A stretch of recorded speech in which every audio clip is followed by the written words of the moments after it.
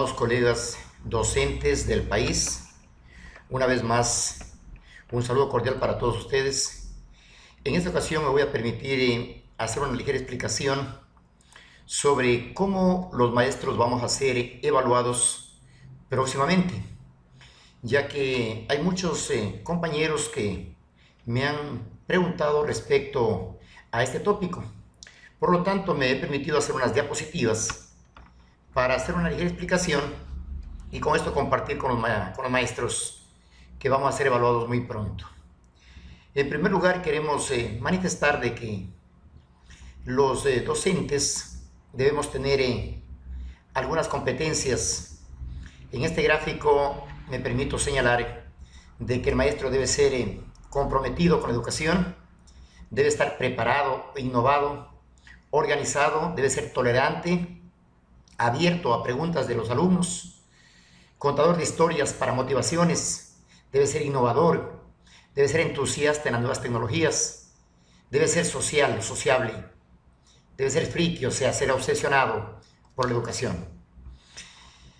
Dentro de los objetivos de la evaluación, según lo señalaba el ministro de Educación en el taller realizado hace pocos días, que el objetivo de la evaluación a los docentes tiene como finalidad, primero, realizar un diagnóstico objetivo de las necesidades específicas del Sistema Nacional de Educación y de los docentes de magisterio.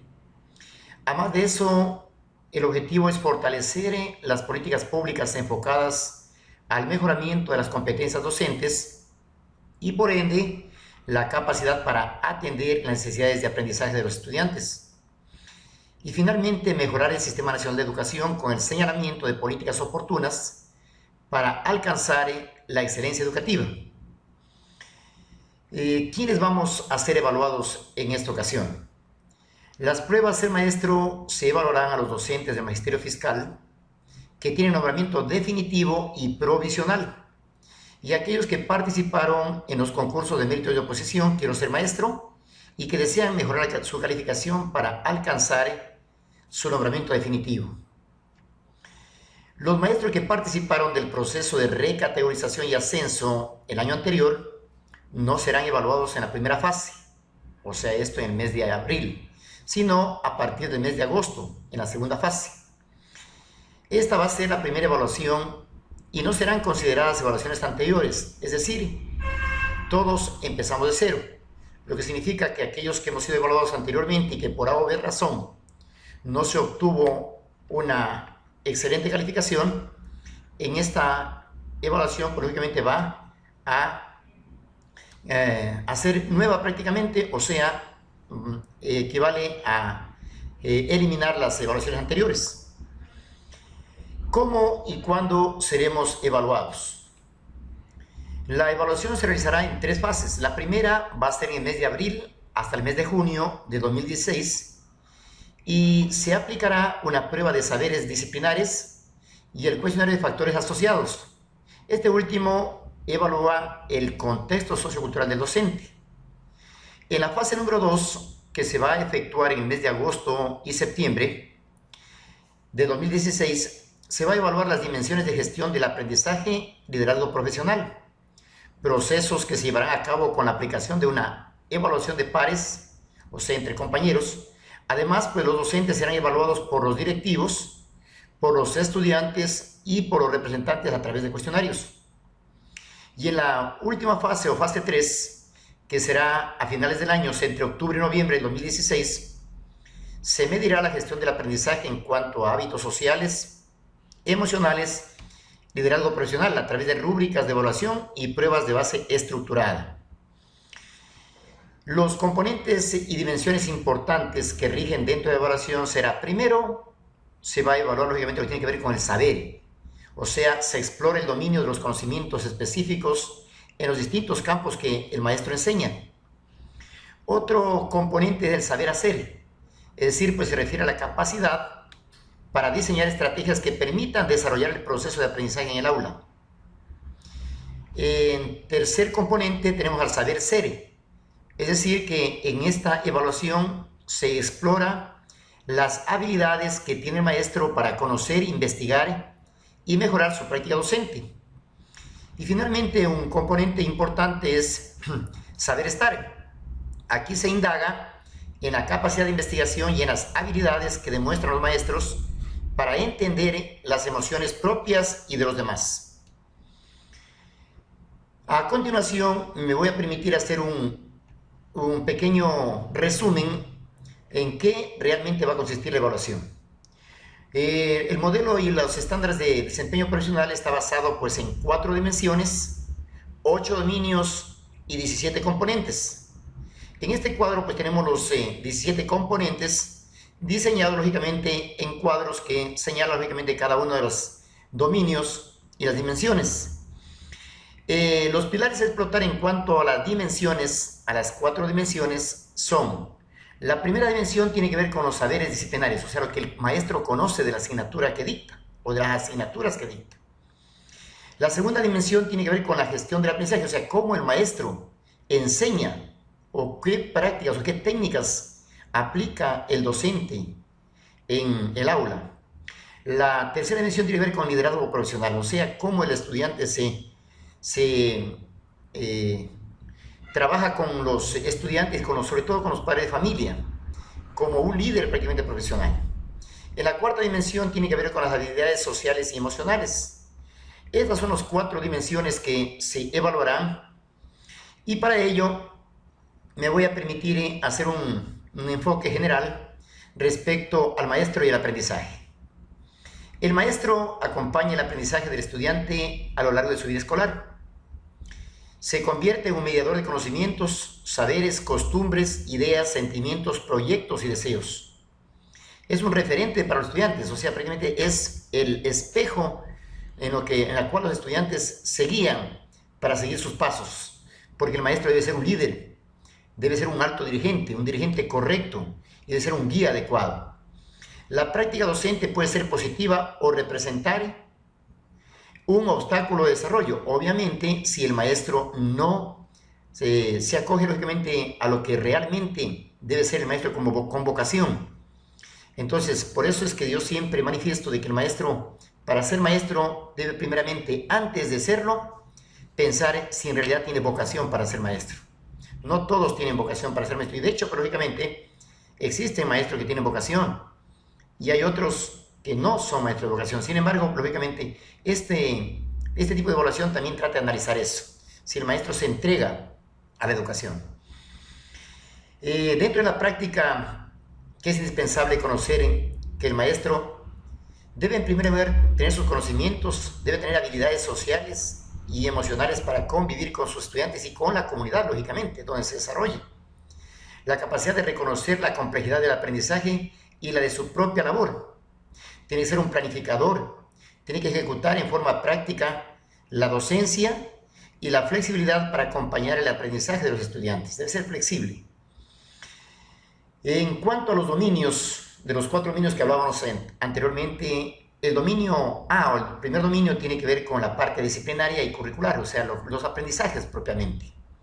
Y está basado en 3 tópicos. El docente conoce, comprende y tiene dominio del área del saber que enseña. Las teorías e investigaciones educativas y su didáctica, esto es lo que se va a evaluar primeramente. La segunda evaluación tiene que ver con que si el docente conoce el currículo nacional. Debe estar enterado, lógicamente, de los diferentes cambios que se dan. Obviamente, a partir del próximo año ya existen cambios en cuanto al currículo, en cuanto a las asignaturas y en cuanto a la carga horaria que el maestro va a tener durante el próximo año o a partir del próximo año. La otra parte de la dimensión es el docente si domina la lengua con la que enseña. Obviamente, la mayor parte nosotros enseñamos en español, pero también hay docentes que tienen que dominar otros idiomas. A continuación, la dimensión B tiene que ver con la gestión del aprendizaje. Asimismo, existen 3 aspectos fundamentales donde se va a evaluar. El docente planifica para que el proceso de enseñanza-aprendizaje sea correcto. Se va a evaluar también si el docente implementa procesos de enseñanza-aprendizaje en un clima que promueve la participación y el debate. Se evaluará también si el docente evalúa, retroalimenta e informa acerca de los procesos de aprendizaje en sus estudiantes. Esto tiene que ver con la dimensión B. La dimensión C se debe al desarrollo profesional. la preparación del docente propiamente. Dentro de esto también en los aspectos que señala esta diapositiva, nos indica de que el docente debe mantenerse actualizado respecto a los avances e innovaciones en la enseñanza de su área de saber. El docente participa de forma colaborativa en la construcción de una comunidad de aprendizaje. Y si el docente reflexiona antes, durante y después de su labor sobre el impacto de su gestión en el aprendizaje de sus estudiantes. O sea, hacer una autoconciencia si en realidad el estudiante me aprendió o no me aprendió al término de una clase, por ejemplo, o al término de una unidad. Y aquí también cabe una pequeña reflexión. Muchos maestros nos preocupamos por dar una clase magistral, tratando de tener todos los implementos necesarios, pero a veces la institución no nos presta las comodidades para poder proyectar, por ejemplo, con un proyector, con diapositivas. Entonces tenemos limitaciones que no nos dejan cumplir justamente. Por eso, este tipo de evaluación también tiene que conducir hacia que el maestro tenga todas las condiciones necesarias para poder cumplir con su labor. De nada serviría de que el maestro tenga la buena intención de enseñar adecuadamente con técnicas que lo exigen las nuevas tecnologías, pero si los recursos que nos da el Estado, tal vez la misma institución, no nos permiten cumplir, entonces eso sí tenemos que, lógicamente, enfatizar siempre. A continuación, la dimensión D se refiere al compromiso ético. Se evaluará si el docente tiene altas expectativas respecto al aprendizaje de todos los estudiantes, si el docente promueve valores y garantiza el ejercicio permanente de los derechos humanos en el marco del buen vivir, si el maestro se compromete con el desarrollo de la comunidad. Estas son las 4 dimensiones que se evaluarán. ¿Cuáles van a ser los criterios que se calificarán? La calificación va a ser en base a 2 aspectos, la calificación interna y la calificación externa. La calificación interna, como instrumentos, va a estar el cuestionario de autoevaluación, que lo va a hacer el docente, el cuestionario de coevaluación entre docentes, la valoración de las prácticas en el aula y los cuestionarios tanto de directivos como también el cuestionario que desarrollará los estudiantes y representantes. Cada uno de estos agentes tendrá lógicamente la oportunidad de calificar al maestro, en la cual en la parte derecha encontramos lógicamente el porcentaje de cada uno de estos aspectos. En cuanto al cuestionario de autoevaluación, tendrá un peso de un 3% de la evaluación interna. La coevaluación, o sea, entre compañeros, tendrá un peso de 8%. Las prácticas que el profesor desarrolla en el aula tendrá un peso del 15%. El cuestionario que los directivos presentarán, lógicamente, o harán al maestro, tendrá un 5%. Y el cuestionario de estudiantes y representantes tendrá un 4%. Total, la evaluación interna tendrá un peso del 35%. La externa es la que realiza el INEVAL, y lo hace en base a 2 aspectos. La prueba de base estructurada, que es justamente la evaluación que la van a tomar lógicamente el INEVAL, que tiene que ver con la base estructurada, obviamente con las preguntas respecto a la asignatura, y esto tiene un peso total de un 48%, donde el 45% tiene que ver con los saberes, con lo que el maestro conoce respecto a la asignatura, y un 3% con la habilidad social y emocional. Todo esto reúne un 48%, y una rúbrica que el INEVAL también evalúa, que tiene un peso total de un 17%, total 65%. Lo que significa de que la evaluación interna tendrá un peso de 35% y la evaluación externa tendrá un 65%, total un 100%. Estos son los criterios de calificación que se van a implementar para que se evalúe al maestro. A continuación tenemos los niveles de desempeño. Si el maestro obtuvo una calificación superior a 950 puntos, igual o superior a 950, será considerado como excelente. Si tiene una calificación mayor o igual a 800 puntos y menor a 950, se considera satisfactorio. El nivel elemental se considera a los compañeros maestros que tuvieron una calificación mayor o igual que 600 puntos y menor que 800 puntos. Insuficiente será menor que 600 puntos. Finalmente queremos acotar algunos aspectos importantes. Primero, para aprobar la evaluación integral es necesario aprobar cada una de las 4 dimensiones del Ministerio de Educación. Para alcanzar cualquier nivel de desempeño integral es necesario hacerlo en las 4 dimensiones. 3. Solo se admitirán justificativos por causas de fuerza mayor, reportadas dentro de las 48 horas posteriores a la evaluación programada. 4. Esta es la primera evaluación docente del INEVAL que será tomada en cuenta para efectos legales. Lo que antes manifestaba, empezamos prácticamente de cero en este caso. 5. Ningún docente será removido de sus funciones con motivo de sus resultados en este proceso. Sin embargo, me voy a permitir señalar lo que dice la ley en cuanto a lo que señala la Constitución de la República en el artículo 349. Señala que el Estado garantizará al personal docente en todos los niveles y modalidades estabilidad, actualización, formación continua y mejoramiento pedagógico y académico. Una remuneración justa de acuerdo a la profesionalización, desempeño y méritos académicos. La ley regulará la carrera docente y el escalafón. Establecerá un sistema nacional de evaluación del desempeño y la política salarial en todos los niveles. Se establecerán políticas de promoción, movilidad y alternancia docente. Esto en cuanto a lo que señala la Constitución en su artículo 349. Y la Ley Orgánica de Educación Intercultural en el artículo 133, literal F, recalca lo siguiente.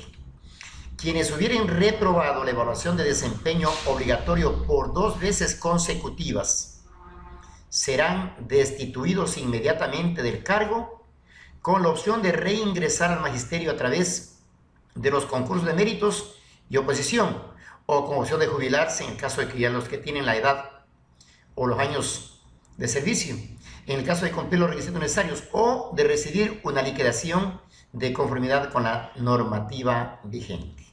De esta manera, estimados compañeros, y con estas palabras de Eric Hoover, que dice, en tiempos de cambio, quienes estén abiertos al aprendizaje se adueñarán del futuro, mientras que aquellos que creen saberlo todo estarán bien equipados para un mundo que ya no existe.